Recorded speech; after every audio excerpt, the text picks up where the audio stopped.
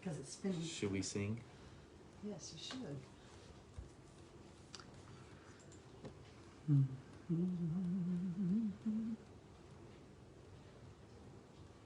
We lost our music. Our producers. We need to sing it, Drop I the guess. ball. Well, it's the laptop. Antivirus protection expired. No, no. Oh, no, no, no. Well, my only choices are we do it okay. No, just, I can't do anything without getting rid of the screen. we're going to, pardon us while we throw a laptop out the window. No.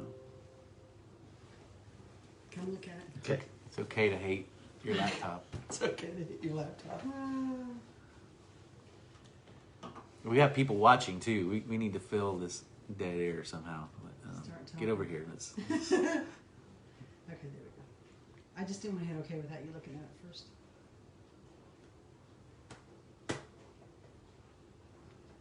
We're losing them. Didn't want We're losing All him. right, start talking. He doesn't want to play.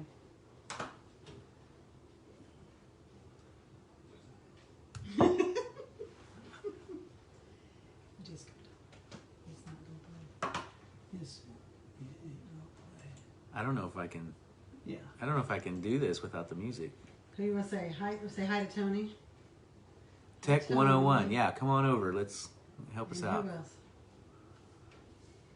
Drew, Diana. I want to say hi. Can you see who's on there? Oh yeah, come on I in. can see some of them. There she is. Hello. Oh, hi, Drew. I haven't seen him in a long time. He's in Ohio. There's Diane. Anybody Hi, know anything Diane. about how far you can throw a laptop? We should have a laptop chucking contest. Tech 101, yes, Tech 101. Oh, you said that already. I'm a little late to the game. Well, there's a delay, right? And then, yeah. This Oh, is there's true. Diane. Hey, Diane.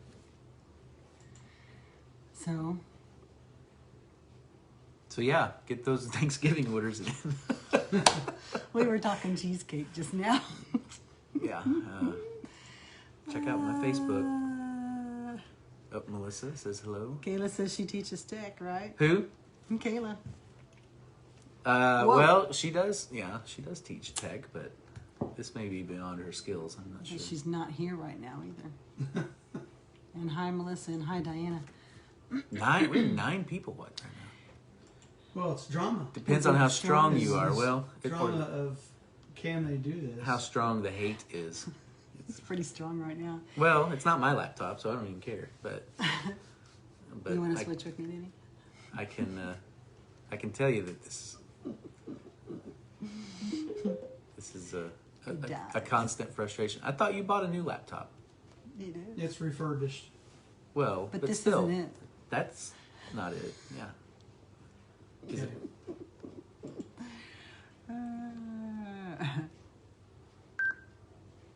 Oh, I hear something. Switch. Okay. You can switch me. I'll go back there. It's like Major League Baseball. I'm starting to sweat over Yeah, here. I just, you know. Drove out demons from the demon bound and taught us how to walk on Yeah. holy I don't know. I'm not really sure where I started. That's the problem. My friend list. Oh, yeah. The storm dissipated when he told it to. Took jars of water, turned it into wine. Music's pretty loud now. We probably Are have you making up for the lack of it before? Just turn it up extra loud. crank it. Make him up, forget that those 3 minutes he's listed. Crank it up and rip the knob off. Right? That's right. If it's too loud, you're too old. I saw that. Darren's gonna let his hair down I any saw that minute. on a T-shirt one time. But of course, the teenager was reading. Yeah, If yeah. it's too loud, you're too old. Hey, Have you tried restarting it? Yeah. so we're gonna start Brilliant. this one off. Sorry, we're about I don't know, Force is strong. 10 minutes. We'll quit a little bit early tonight. But so, Darren turned 27 on Sunday. Again? Again? Again, Yeah, it's yeah. like 10th Sunday anniversary. was It's his the 10th birthday. anniversary of my. And I 27th truly mean birthday. this. Happy birthday. Thank you. I You really accept? appreciate. I do. I do. Accept Even it. if it's 2 days late. Well, I told you. Um, I sang to you. Well, on but I'm just Sunday. saying, my Facebook post, if you saw that, I am you not- were dead to me, but now you're alive again. I sang to you on Sunday. What do you mean not telling you? Was that you? It was me. It was the whole church, wasn't it? Forbidden song. Were you there? Okay. I was there. Oh, mercy. Okay. Selective amnesia. I do appreciate the birthdays. Do you really? Well, yeah. He's a little shy. I don't like Sorry. birthdays. I don't like this. I like birthdays. I just hate that song. It's been one of my least favorite. You can songs hate a for- song too. I think and, so. And a laptop. It's as not a well. good song. It's not. It's Boy, not. I'll show you a video. I don't know if we can recover from It's not this. well written. Happy birthday. Thank you. That's all you need to say. Thank you. I don't need a song about it. Okay. Can we guys? Yeah, let's start. We're gonna lose everybody. It's all right. Maybe we'll get more people. I don't know. Probably not. They're gonna want to see what we do to the laptop next week. That'd be a good podcast show. Yeah. Speaking of that, anyway, John 13 Yes. is where we are tonight. So, if you have your Bible, hopefully you do, turn to John 13. Sorry we messed around a little bit in the beginning here, but You know what my mom technical said? She difficulties. said I asked her if she watched last week, and Yeah. she said, I usually don't watch until you all are finished with your. Yeah. beginning. See, Okay, get out of business. Thanks a lot, Carolyn's Mom. tuning in about right now. Yeah. So, John 13, we'll start in verse 21, right? So, what has happened, if you remember last week, we had the bearded one with us. And he was here today but couldn't stay this late. So, anyway, he had to go back home. So, when he was with us, we talked about Jesus and the Lord's Supper. And then in verse 5, he washes the disciples' feet.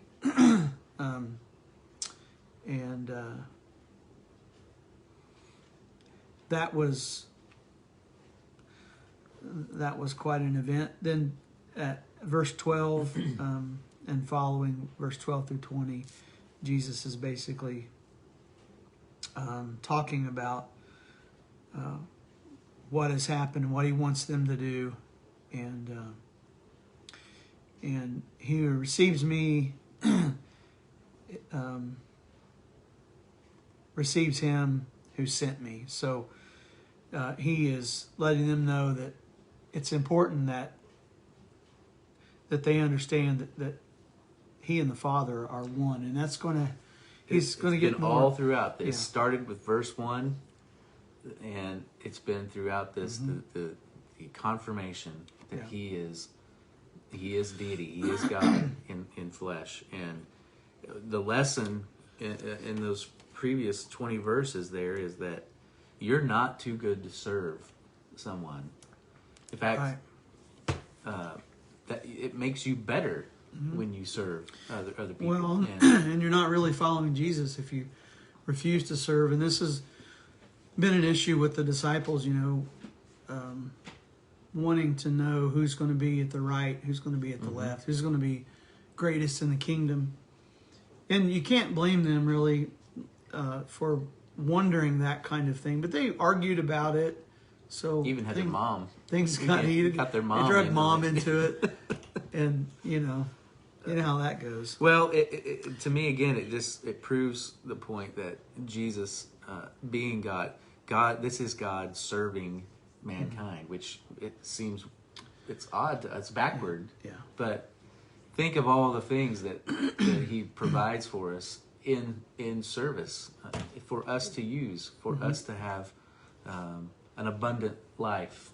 Right. He provides us those things, and so He is serving us in that way. And I thought an odd thing that I heard a preacher say one time, and it really took me a while to let it sink in. He said about parents: when you're a parent, you serve your children.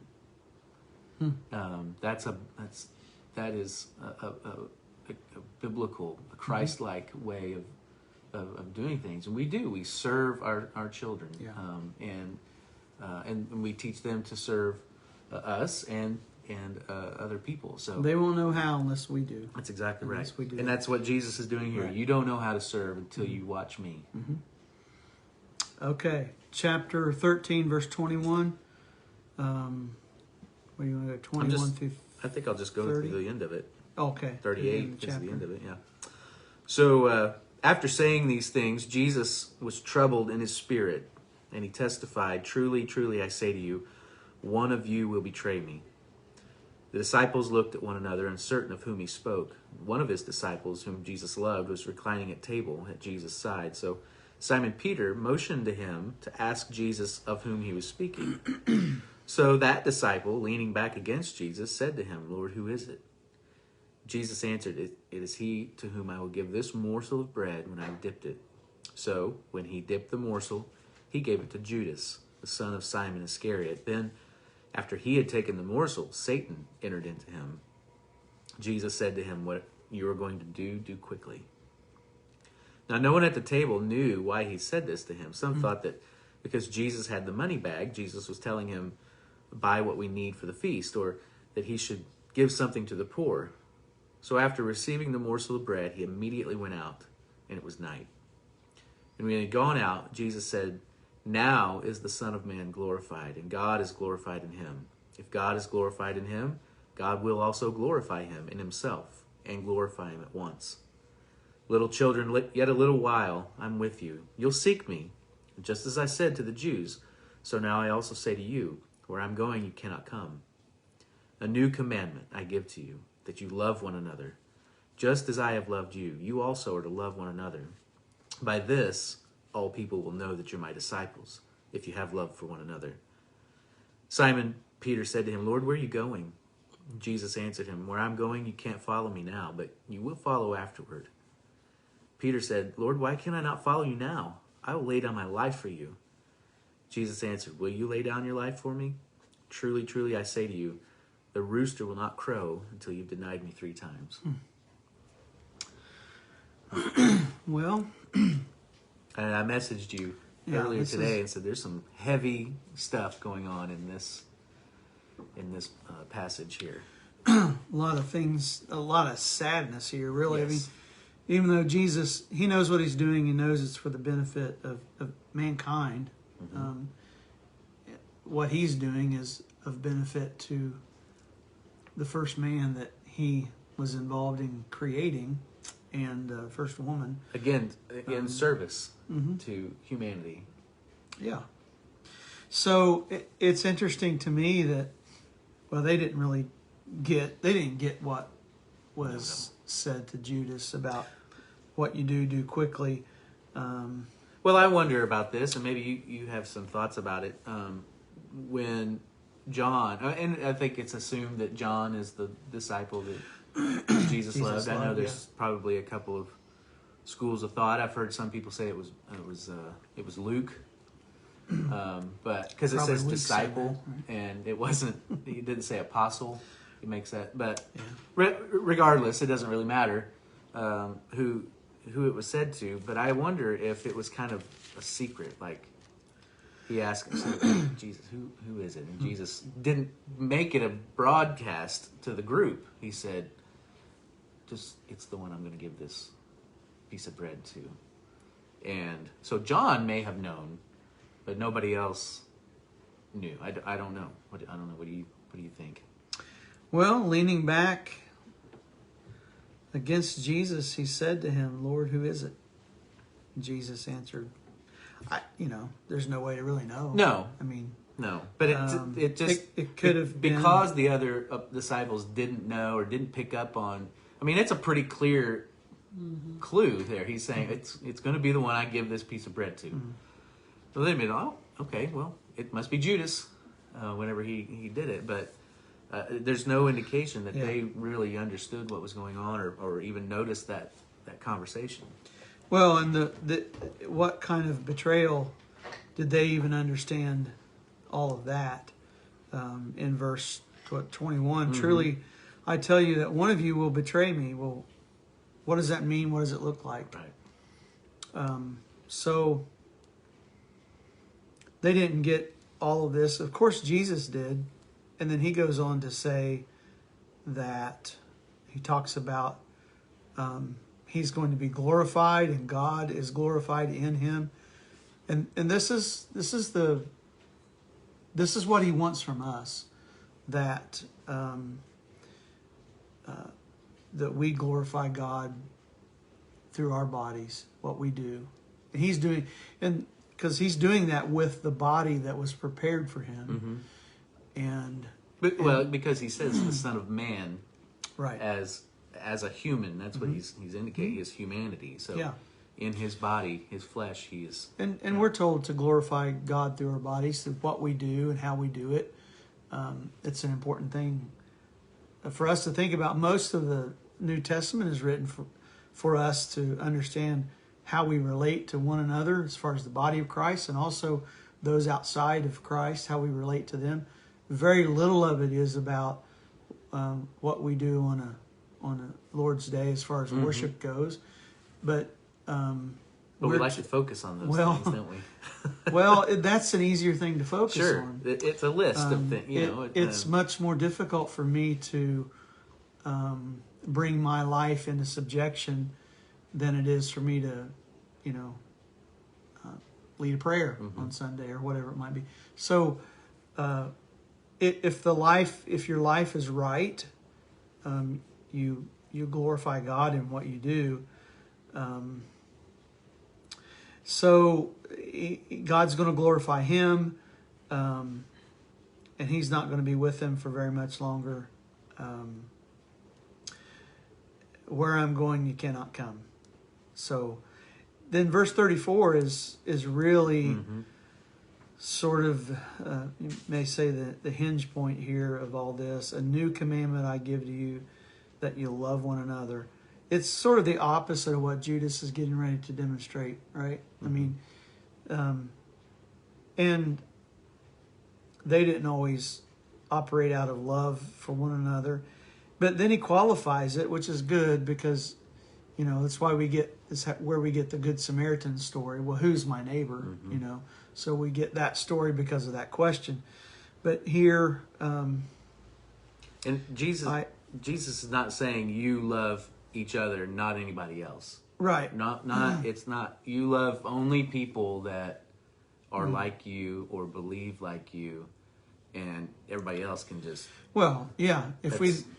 And it's the same with the church or the body of Christ, is that we love each other. If we don't love each other, how can we say we love God, right? I mean, that sounds like a familiar thing that John might even say. And he has another teaching that says, you love your enemies. What good is it? And of course, you love people that love you back. That's easy. But the real test is, how do you treat those people that don't like you, that don't love you? So, even as I have loved you, that you also love one another. And that is sort of the test.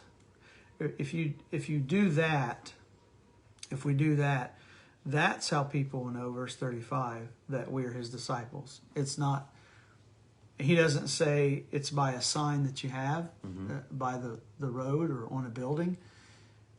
It's not what you call yourself. Not if you wear a cross around your neck. It's not dependent on that. It's the love that you have for one another, and it's the love that he has for you, for me. So the best thing you could do is go learn how much Jesus loves you, and then you turn around and you love like that. Well, in this context too, he had just shown them. He's just given them an example. He even said that. Listen, this is an example that you serve one another. And he says, just as I have loved you, that's part of it. That's a big part of it, is I just showed you how to serve one another. Love each other just like I love you, and use my example. Use that example. You just witnessed from me. That's how you show love for one. You serve each other. We serve each other, and a life of service is the best life that you can have. I mean, it really is. And give it a try. If you're not used to serving people, Yeah. people that you don't like. Give it a try. It will change the way you look at everything. Mm-hmm. And that's the way Jesus looked at them. He looked at them and said, I love you. I'm going to serve you.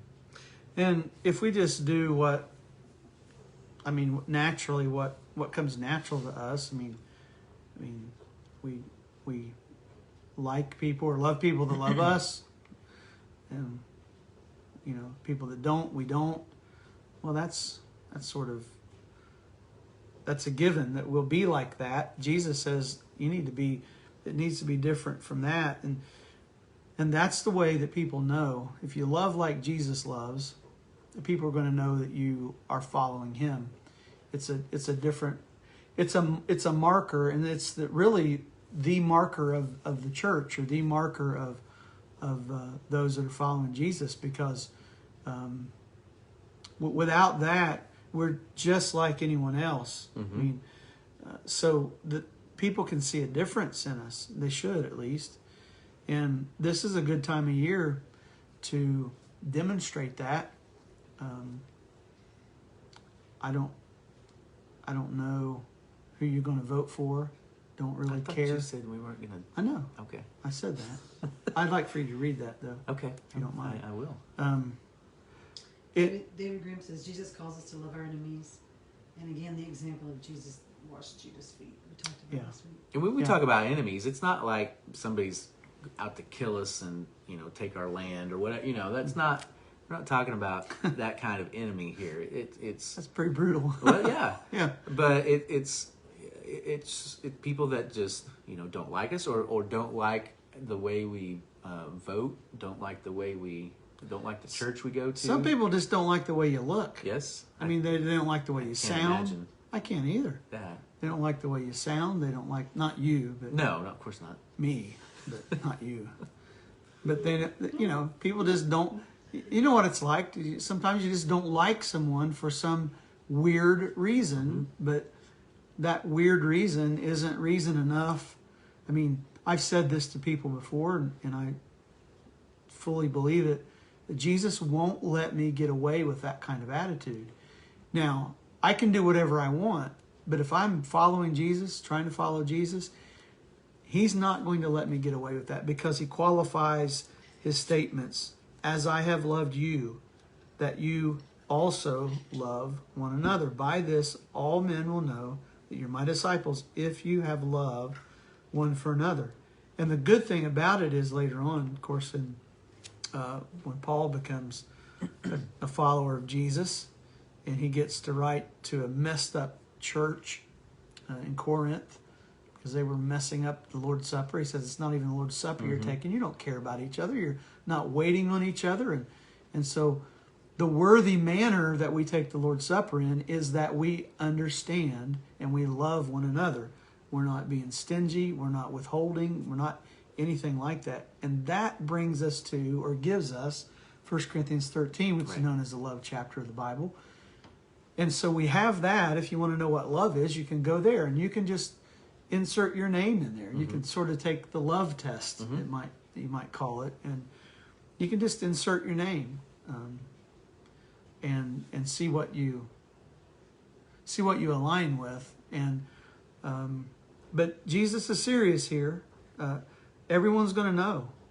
Everyone's going to know that you're my disciples, and that is a good thing, because if someone knows that you're following Jesus and you are a person that is loving, that loves like Jesus, that behaves like Jesus, I'm telling you, that's what the world is looking for.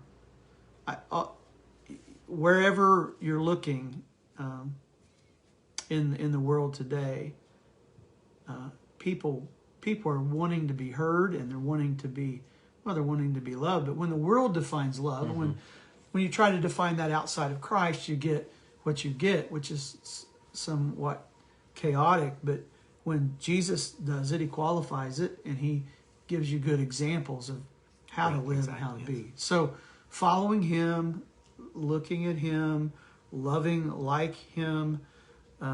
Hey, here's the big thing that He just got through doing. He washed Judas' feet. He was willing to eat with Judas. And they asked, well, who is it? I mean, one of you is going to betray me. Well, who is it? It's the one that I. And then he says, what you going to do? Go do it quickly. He doesn't. He could have killed Judas, but he doesn't. He handpicked him.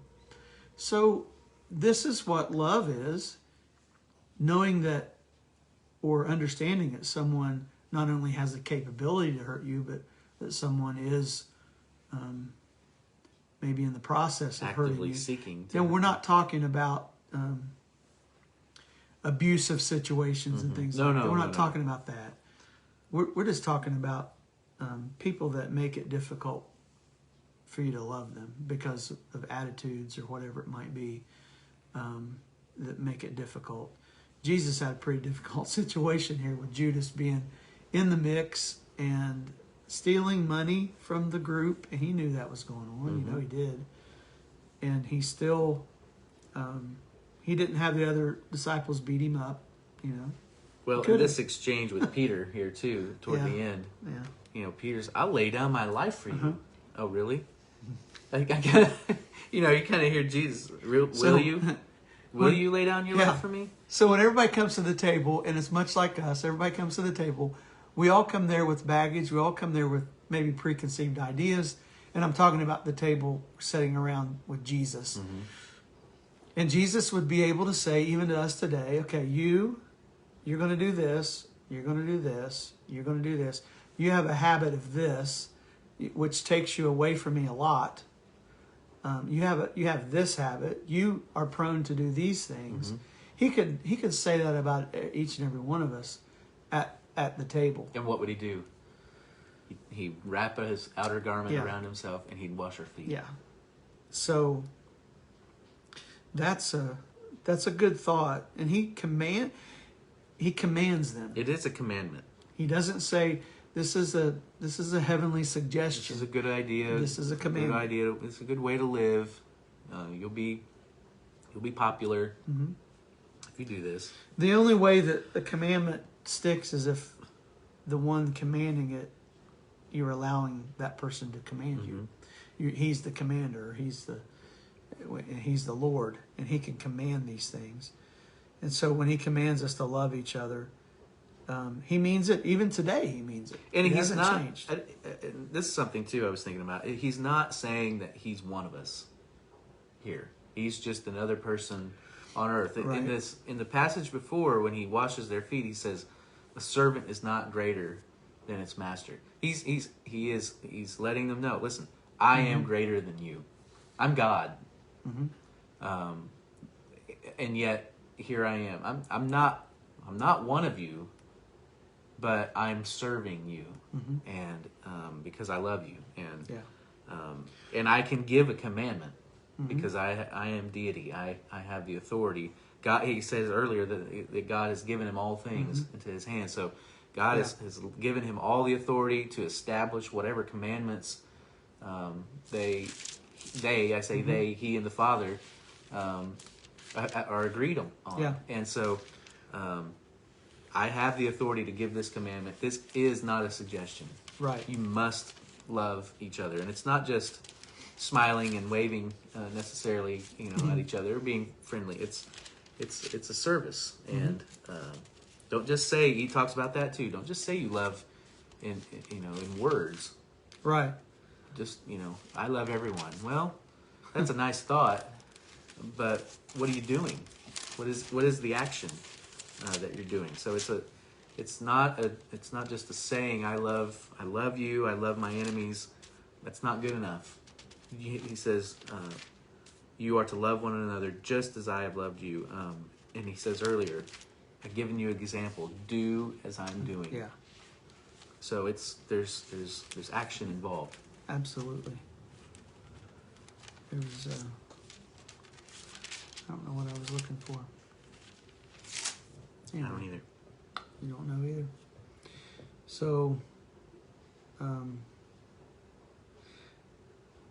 where I'm going, you can't follow me now, but you will follow me later. Verse 36 and 37. Peter said to him, Lord, why can I not follow you right now? I'll lay down my life for you. What was the first thing Jesus said to Peter? I mean, I don't know. Come follow me. I think it is. Yeah. Follow me. And so now he's saying, you can't follow me where I'm going right now. And this is really upsetting, I think, Peter. What? I'm going to go. Let's go. I'll go wherever you want. Wherever you're going, let me go. And he said, not yet. And here's another, verse 38. I love this, and again, this is one of those moments where how you hear Jesus say this is what you think about God, or how you see or how you view God. When Jesus says in 38, will you lay down your life for me? I mean, how does he say that? Mm-hmm. Is he mocking Peter? Listen, Jesus, yeah. I mean, if Jesus was upset with Peter and willing to, mock him or be sort of mad at him for what he's getting ready to do, good night, Jesus would have been that way all of his life, right? That's right. Because he's going to die for the sins of the people. That's what he's going to do. Constantly disappointing. That's why he's living, is so that he can die so that we can live. And he just, I think he was pretty gentle here with him. Will you lay down your life for me? Truly, truly, I say to you. And anytime Jesus says truly, truly, he's getting ready to put the facts out on the table. Was it verily, verily? Yeah. I say to you, a rooster shall not crow until you deny me 3 times. Now you talk about coming to the table and learning some things about yourself. I just said I would die for you. I would die. I want to follow you. I would die for you. And you're telling me I'm going to deny you 3 times? And I'm sure that didn't make sense to Peter. I mean, maybe things started to make sense about Judas after people thought about it. Well, yeah, we were kind of missing $1.59. It's one day we went to McDonald's, it's right? It's similar to what Peter says when he said, "You're not going to wash me." Yeah. I'm not going to deny. What are you talking about? I'll deny you 3 times? No. It's this desire that we have to do what is right. Mm-hmm. And we really, really want to. But there are times, have you ever messed up? And, I mean, it was your fault. There's no one else to blame. You would love to be able to say it wasn't me, but it was you. And you may have even said, no, I'll be there. I was supposed to do an opening prayer. How long ago? For a luncheon. This has been years ago. And you still... I've heard the story a few times. I just get cold chills when I think about it. I wrote down the wrong day. And I wasn't there. That was not good. Not for you. How did the people react? Oh, they had someone else pray. Yeah. But were they upset with you? I don't think so. I don't think so. And the person that asked me wasn't upset with me either, but just had wondered what had happened because I said I would be there and I wasn't. Mm-hmm. That's, I don't make a practice of that, but those kinds of things, when you mess up and you don't intend to, but you do, and you can't blame anyone else. Mm-hmm. Oh, those times. Or have you ever messed up something and you can't fix it? Yeah. You just have to let it, whatever hurt you've caused, just, you can't say anything. You can't do anything to lessen, how upset someone is. You just have to feel sorry and just feel horrible about it. And I think that we've all done that. It's like borrowing a friend's prize car and then putting a dent in it. I thought you were going to say borrowing a friend's impact driver and not bringing it back. You're going to bring that back? I have it. You have it with you tonight? You should have led with that. See, I wasn't even upset. You weren't upset. I wasn't upset. Mm-hmm. Yeah, you say that now. I say that now. That text was pretty angry. We'll talk later about after he leaves. So love your enemies. Yeah. You're not an enemy, Okay, so there you good. go. You don't have to love me. What time is it? Is it time to stop? Then 35 minutes. Actually, about 30, because Yeah. yeah. Yeah. Well, Minus the 5. But yeah, how you read this, how you hear Jesus Mm-hmm. speak, is our impression of God. And I admit I hear this sometimes, and maybe most of the time. Will you Mm-hmm. lay down your life? well, and it's easy to hear Jesus be rough with someone else. Yeah, sure. I just don't want it to be me, but hey. Well, because he knows what's going to happen, Yeah. and this is the same thing. He asked him before. Well, this 3 times thing is always interesting. It happens a lot, but Yeah. when Jesus is cooking breakfast for them after he's raised from the dead, and he asks Peter, do you love me 3 times? I think it's a direct reference to sure. what's going on right here. Do you love me? He's restoring. He's helping him. He's given him a chance to tell him that he loves him after he's been put on the cross. Because, I mean, Did Peter And betray resurrected. Jesus? I mean, we know Judas sold him out for 30 pieces of silver. well, sure told he him did. where he could be. Yeah, sure he did. But did the other apostles betray him? They all ran off. They scattered. In their They own hid. way, they did. I mean, so that's This is a tough thing. It's tough for Simon Peter to hear these words from Jesus. But Jesus says this is really true. You need to hear this. I'm going to tell you this. This is what's going to happen. And you're Okay. not. Yeah. Singular auction. Darin Producer. mentioned it before I could get David's comment in, but he says, I think about the significance of the number 3 in Jewish culture. Later in John 21, Jesus asked Peter, do you love me? 3 times. Yeah. And the number 3 was the number symbolizing completeness. Yeah. A lot of references to that. Yeah, good point. And this just shows this is the love that Jesus has for them. So the love he demonstrates for Peter. It's the love he demonstrates really for all of us. And so that's why he commands this new commandment that we love one another even as he has loved us. And that's the way everyone's going to know. That's the test. That's the test.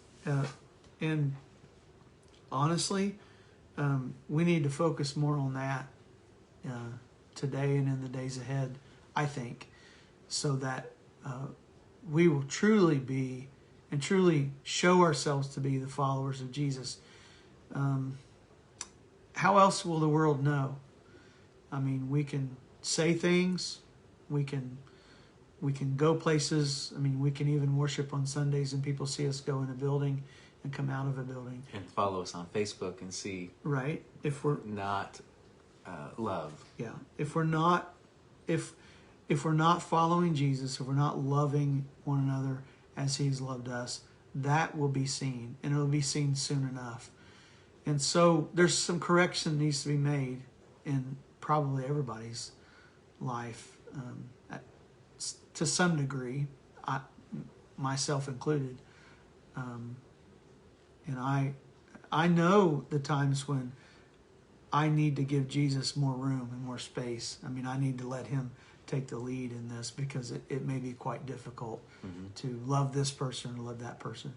It's hard to do that Yeah. sometimes. Sometimes it is. I told someone that the other day. Yeah. I said, sometimes it is really hard to be like Jesus and keep your mouth shut, or not say what you want to say, or not do what you want to do, and Yeah. it's very difficult.